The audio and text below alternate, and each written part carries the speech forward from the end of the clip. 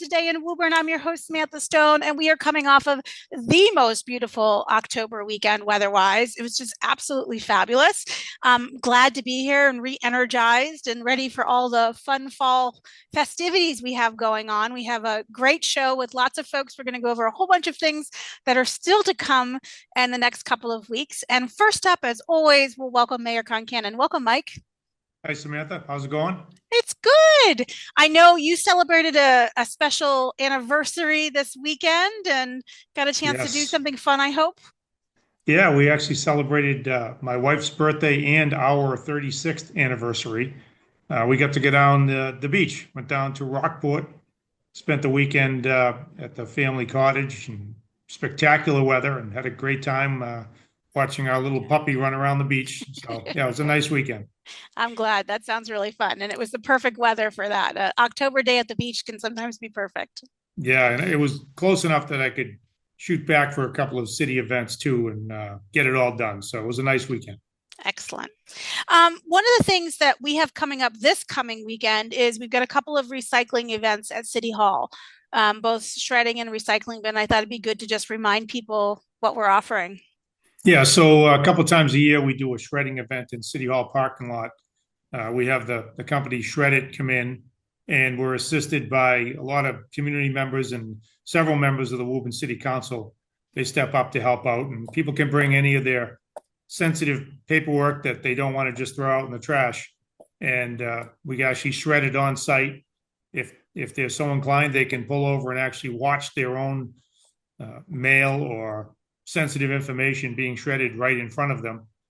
So that's a pretty nice offering. And then in addition to that, we'll have another station set up just beyond that where people can bring their recycle bins from before. Obviously, everyone's been issued the new ones just recently, but the old little blue bins or maybe some other bucket that you had been using to recycle, you can bring it down and we will dispose of it for you. As you've said before, many times, if the bins can be repurposed, that's great. If the bins have been beat up so badly that there's really no purpose for them anymore, they can just mark them as trash and throw them out. But if they'd like to, they can bring it down and we will recycle it for them. So those two things happen this Saturday morning from 9 to 1 here in City Hall parking lot. Yeah, excellent. My husband and I were talking about it. We're kind of in a cleaning frenzy in my house right now, and I'll be bringing at least one, if not two, of my prior recycling brings to bring down and dispose of, so they don't end up in a landfill. I'm glad we could offer both of those things, and I know the team works really hard on the shredding every year, and that's might get me to clean out a file cabinet too between now and then. We'll see how organized I get. Yeah, I think a lot of people tend to just put aside a little bag Yeah. of sensitive documents that they do intend to get rid of at some point. And this is that time. This is that convenient, safe, secure way to get rid of it and not have to worry about it anymore.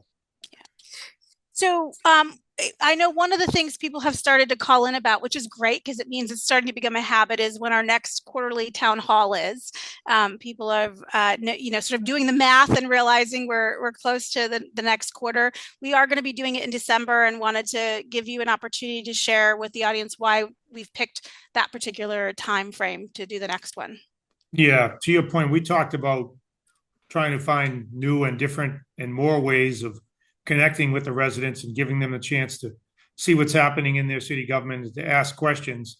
So we've done a few of these town halls. They've been pretty successful. We've had good crowds in person and then some online. And they spur additional conversations and questions after the fact. So they've been pretty successful so far. So we're going to keep doing that. So December is the next one. We probably could have done one in November, but the reality is that the city council, with my assistance, of course, will be setting the tax rate for this year that we're in now, late November, early December. So it only makes sense for a town hall to happen after that versus in advance of that, because I'm sure that will lead to questions and concerns and the opportunity for people to come and ask their city directly. What's going on? What's the update? What's the status? Can you explain why this is, or as Abe Lincoln said, why is this thus and what is the reason for this thusness? People can ask those questions. And, again, it only makes sense to do it after the rate is set and not before. Yeah, thank you for that. And it is December 11th. It's on the city calendar for those who want to kind of mark that down. We'll talk more about it as we get closer as Yeah, I'm well. sure we'll mention it a few more times. But that's the reason why we picked December versus November. It just makes more sense that way. Yeah, thank you. And there's some very busy people around this week in the clerk's office as they're doing and getting ready for what we've started in early voting and preparing for the election. We've gotten lots of phone calls and things, and that office works really hard to make everything safe and convenient for us, and wanted to remind people the ways that they can vote over the next few days. Yeah, it's funny. I don't think a lot of people really understand what's involved in making sure the vote occurs and that it happens smoothly and without any issues. So all the credit goes to City Clerk Lindsay Higgins and her team in the clerk's office. Very, very professional. They take it very seriously. They understand how important this all is. They have all sorts of safeguards in place. And, over the recent past, the way we vote has changed. Forever it seemed like it was all in person that day voting. Then we went to absentee ballots. Now we have voting by mail and early voting. So there's all sorts of options for people to cast their vote and have their voice heard, which is critically important. It always has been, but I guess some might say now more than ever. So there are ways to make sure that your voice is heard, and you can check the city website for all the particulars. There's key dates on when you must register to vote, options for early voting. We actually have in-person early voting occurring now as we speak, almost every other day here in the city at the old Wyman School. If you want to make sure your vote is cast, and you're ready to do that now, you can go over to the old Wyman and take care of that now. If you think you may be out of town on election day, there's other ways to vote in advance. So again, I would encourage everybody to check out the city's website. All the particulars are listed regarding all of the dates and deadlines and ways to vote. It's really important, and would love to see as many residents of Woburn vote as possible. Again, I think this is a really important election, as they all are, and would hate to see somebody miss out on that opportunity. Yeah, thank you. And I will just remind people of one particular deadline that's coming up quickly, which is the last day to register to vote, which is October 26th. So if you have not registered or you're not sure, it's easy to find out and confirm. And if not, it's relatively easy to register to vote. So we've gotten lots of questions about that. That information is on the website. And of course, people can call or pop in, and we're happy to update them as well. I think the latest schedule was also in the paper that came out today. So hopefully lots of ways for people to get those important dates. Great. Great. And of course, there are some people who love the ceremony of voting on election day, and that we remain open for that as well. Last thing I wanted to mention to you, Leo will be joining us a little bit later in the show to talk all about the upcoming 70th Halloween parade. But I know you have been a real supporter and active participant for many years, and as a member of the Lions Club, and you've come by and gotten money out of me for with the buckets and blankets and things. So. Wanted to just give you a chance to talk about your favorite aspect of what's coming up this Sunday. I guess I would say my favorite aspect of the Woburn Host Lions Club Halloween Parade is that it feels like just about every single person in the city of Woburn is along the route, or in the route, in the parade, or fundraising and supporting along the route. It's really one of those community events that brings out almost every single person in the city, and that's awesome. This is the 70th annual Woburn Host Lions Club Halloween Parade. A lot of people just assume it's a city-run event, and it's not. The city obviously steps up and supports in a lot of different ways, between the police, the fire, the DPW, and a lot of different departments here in the city. We lend our support to the event, but it is a private event, and the main purpose is to benefit the Woburn Host Lions Club main charities that pertain to site conservation and eye research. Very, very, very critically important causes. And I am proud to be a Lion. I've been a Lion for about 27 years now. Past president of the club, I had the honor years ago of riding down the parade route at the beginning in the lead, one of the lead vehicles as the president. And I'm grateful this year to be able to ride again as the mayor. It's going to be a little bit strange not walking the route and collecting money in a big blue tarp. But I'm really looking forward to the parade. Hopefully the weather holds out. We've been pretty fortunate over the years.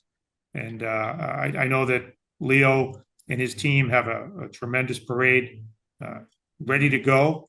And I look forward to hearing from him on the details. We did have an organizing meeting last week.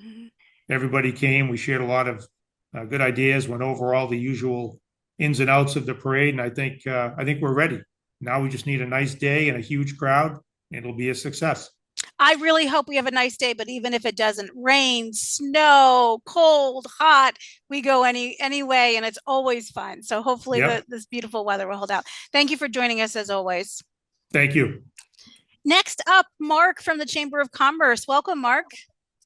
Thank you. Thank you, Samantha. Appreciate it. This is a big week for cheese lovers, right? We've got the annual mac and cheese bowl is happening. Tell us a little bit about all the different kinds of mac and cheeses guests will be tasting. Yes, so we do. We have a 4th annual mac and cheese event with the Woburn Chamber of Commerce. So the event's at the Crown Plaza in Woburn from 5 to 7:30, and we have several participating restaurants. So we have the 110 Grill. We have past champions, last year's champion. We have Tavern in the Square, and they've promised to come back and excite this year. We have the Fox 10, super excited to be a part of it. We have Chick-fil-A. We have the restaurant. Eddie V's has joined this year with their lobster mac and cheese and some regular mac and cheese. We have Jenny Max. Jenny Max is going to be interesting because she does mac and cheese balls. So a little extra, a little spice there to the event. But we, again, so many restaurants that want to participate. Tremezzo is joining us this year. So we're looking forward to it. It should be about 13 or 14 restaurants. And then, of course, we'll have chip-wrecked cookies there at the end. So as you go through the line, you get all your mac and cheese, you got chocolate chip cookies to finish it off with. This sort of sounds like heaven to me. All the cheese. I love it. I think it's going to be wonderful. Now, where do people buy tickets? Can they buy at the door or online ahead? So both. You can go online to the WoburnChamber.org and you can go to the events and you'll see the mac and cheese bowl and you can register there, or you will have the opportunity to register at the door when you come in. Excellent. And remind me if I'm correct, guests kind of vote for their favorite mac and cheese. That's how the winner's selected, right? Yeah. So that's what kind of, makes it really fun, right? So this is a family fun event, right? So with the chamber, we're always trying to do networking events and getting together, but it's really about bringing the community together. And this is one of those events that you can do both. You can come out, you can network, you can bring your family, you can eat as much mac and cheese as you want, and you have the opportunity to vote. So you get to vote for who you feel has the best mac and cheese that evening.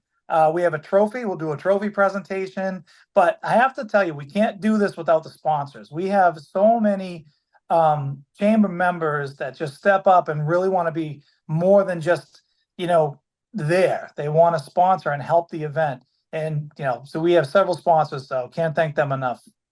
And if you're just wondering if you could possibly overindulge in cheese, it's only fair you try as many as possible because you'll be voting on it. So I think this is your free pass to really and go out there and enjoy the samples. There's lots of good ones to choose from.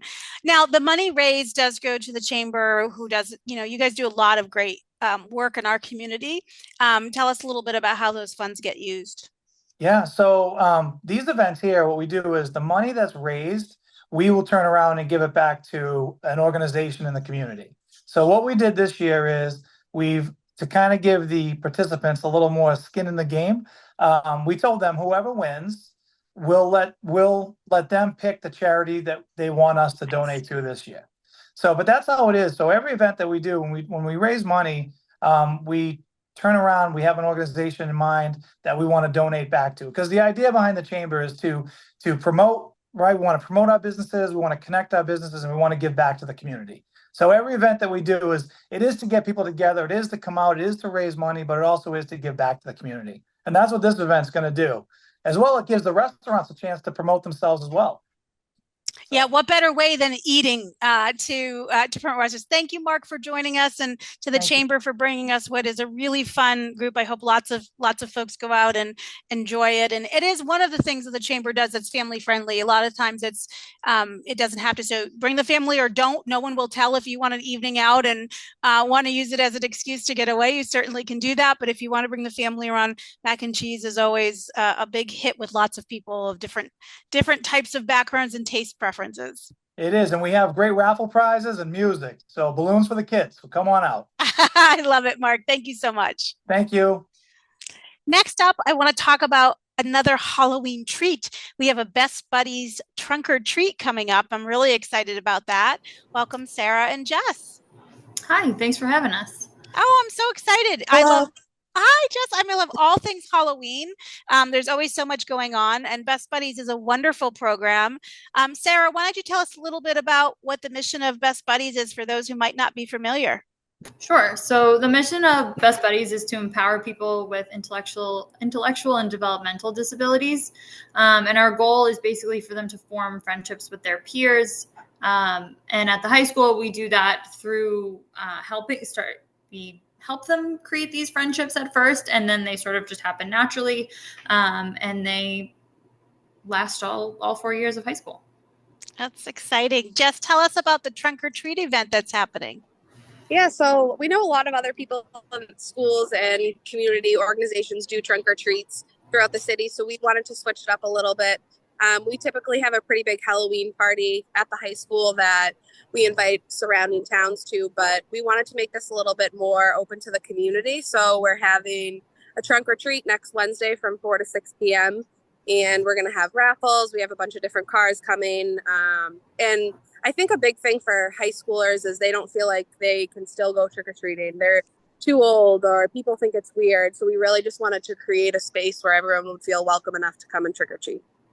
Well, I'd love that. I'm excited to have my trunk opened and to be giving out treats there representing the city. I think it's going to be a great time. Sarah, tell us a little bit about, I know this is a fundraiser, how the monies that are used for Best Buddies program. Yeah, so we have at least one event every month for the club. Like Jess just said, we normally do a Halloween dance. This year we're switching it up. We do pizza parties. We do a big prom in the spring, and every event is free of cost to our students. So we use this money, and it all goes right back to them. That's wonderful. Now, who will be trick-or-treating that night, and how can we as a community support you, Jess? So anyone can be, and it is free to anyone. Anyone can come and trick or treat. We are expecting to have the Woburn High Best Buddies program as well as Winchester. They'll be there, and then we're hoping staff, family, friends, anyone, any age is welcome. And the biggest thing we're really looking for is candy donations. I'm sure a lot of people with the parade as well are looking for that, but I think that's definitely the biggest thing we're lacking right now. Well, I love it. I have more candy coming to my house this season than ever before. My husband is getting a little annoyed with me because I won't let him eat it. But we're excited, and many folks here in City Hall have been making donations as well. We've got quite the collection from my team and here that I work with, and lots of stuff coming everywhere. So looking forward to a wonderful night. Thank you for organizing the program. Thank you so much. Thank you. Next up, I want to stay in the Halloween parade spirit and talk with Leo, who is our chair of the parade committee. Welcome, Leo. Hi, Samantha. Nice to be here. I know these last few days leading up to the parade must be very busy. Thanks for taking time out to chat with me. As always, we have a huge lineup of guests who will be marching in the parade. Tell us a little bit about what we can expect to see.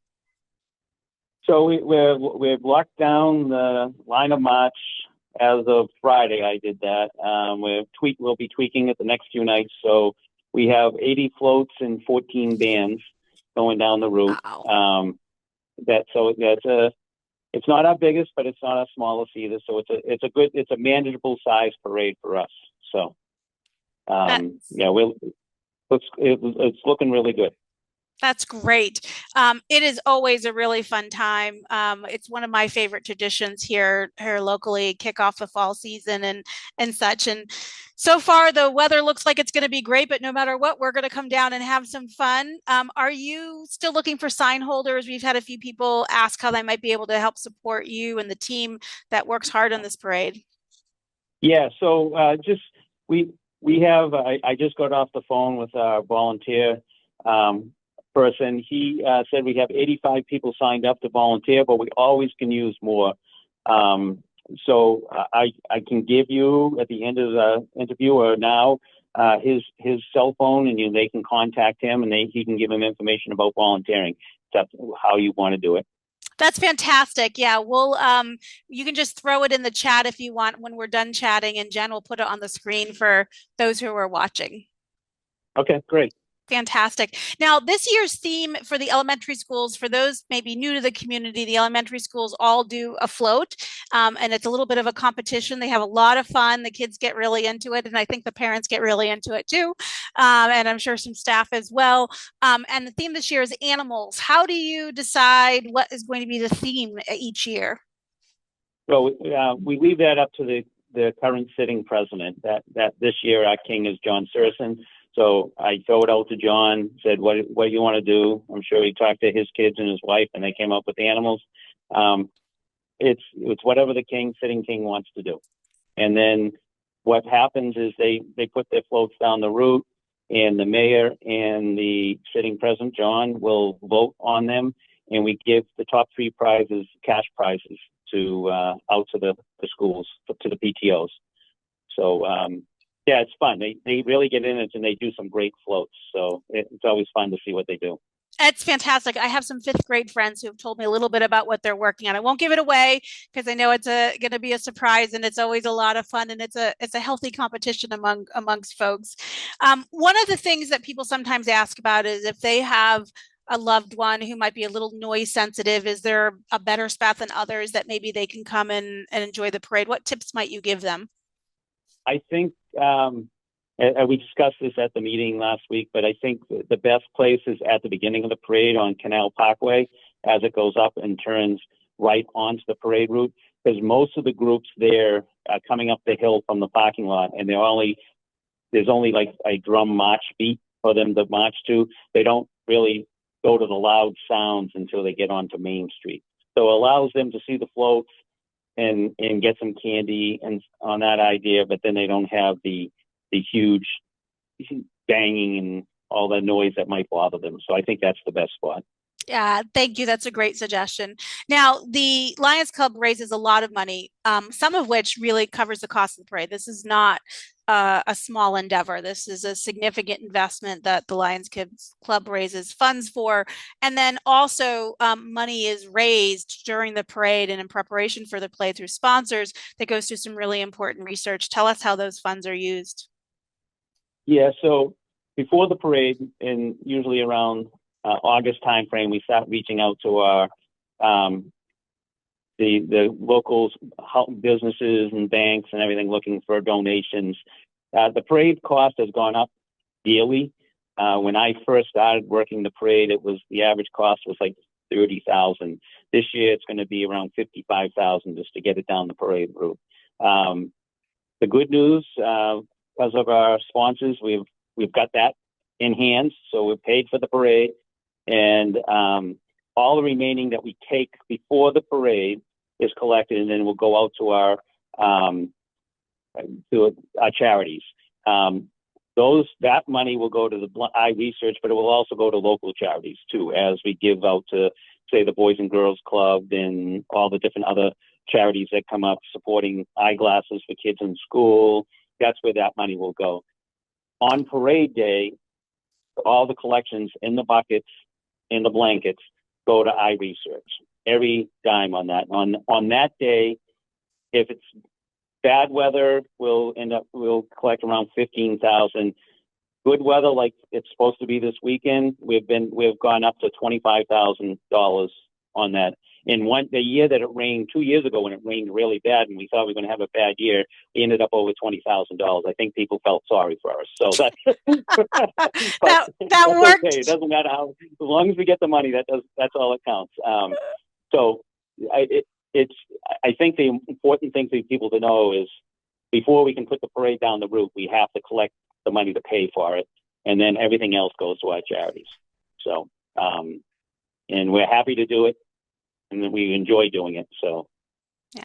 Well, we thank you. 70 years of this tradition is a lot. It's given back to our community. It's a terribly fun time. They're so nice to be surrounded by neighbors and see kids get excited, and adults too. We enjoy it just as much. Thank you for bringing it once again to the community, and thank you to all those sponsors who make this possible. And this isn't something small, and we're really fortunate to have. I've never seen a Halloween parade anywhere else. This is the first community I've ever been a part of, and it's a great treat to have.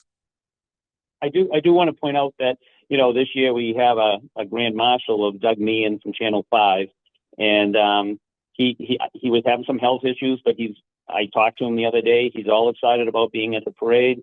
We just talked to Channel 5 today.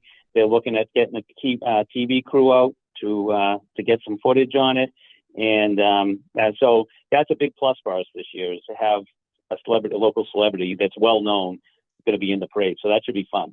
That should be really fun. I'm really glad he's feeling better and up to joining us. That's a real treat. Yeah. Excellent. Well, as always, Woburn, get ready to collect those candies, to wave, to cheer on all the people who are going to be coming by the route. It is a wonderful time. Thank you for all the hard work that goes into it. Yeah. Thank you for having me, Samantha. Excellent. And we're going to round out our show with another great program that's happening in the next couple of weeks. Lots of things happening in October. Welcome, Chris. I needed to remember to unmute. Thank you so very much. It's always a delight to be with you, Samantha. Well, I'm glad to have Know Your Neighbor has been hosting a Share Your Story series. The next one is coming up, and wanted to give you an opportunity to tell us a little bit about it. It's always wonderful people who are featured and showcase their backgrounds and their journeys with us. Thanks so very much. Yes, we've been centering on our multicultural communities, and we have two of our superstar members of our immigrant community joining us Thursday night at the Studio Cafe for another evening of storytelling and community conversation. We just love the vibe, the relaxed setting, and the neighborhood experience at the Studio Cafe. We're gathering at 7 o'clock. We'd always like to say thank you to Christopher and Danielle Titus for being such wonderful hosts. And this time we're featuring Ms. Andrines Runaden and Mr. Peter Lutik, both Woburnites. Andrines is a member of the staff at the International Institute and is leading a shelter services director, leading out most of our support and outreach to our new Haitian community. Peter is, two or three of the most interesting people I've ever met. Born and raised in the Netherlands, and has been on a journey of traveling and living around the world for about 40 years. Came to Columbia University to do his undergraduate work, did his doctoral thesis in Indonesia, and he's lived in Malaysia. He's worked for the United Nations in several technology and scientific roles, and he settled here in Woburn about 15 years ago with his family and his children. And he's going to be excited to tell us about an upcoming family wedding. And we're just going to have a marvelous evening of conversation with some really wonderful members of our community. Thank you for joining us today and for hosting these conversations. And I agree with you, the Studio Cafe is a wonderful place for getting to know each other, whether it's for a program like this or just over a coffee with someone one-on-one. I feel very lucky that it's right next to City Hall. So if I can sneak away for a meeting, sometimes we'll do it there. And as always, thank you for Know Your Neighbor for sponsoring these activities and bringing us all together. Well, thank you. And always, as always, thanks for being such a wonderful cheerleader and champion, Samantha. Thank you. My pleasure. Now, just one last thing before I let you go, Chris. Is this something that you want folks to register for, or should they just come on by? Oh, gosh, no, all our events are free and open to the public. They will have a coffee and tea and beverage menu available for purchase, but everybody should just come and join the fun and join the conversation. Excellent. Thank you for coming on the show today. My pleasure. Thank you, Samantha. Woburn, there's a lot going on, something a little bit for everyone. There's ways to get to know each other better. There's the Halloween parade. There's Best Buddies, trick or treating. There's the mac and cheese bowl to eat your way into indulgence and help support local restaurants in our community and get to know them better and get to know some neighbors that way as well. I hope that you will continue to take good care of each other.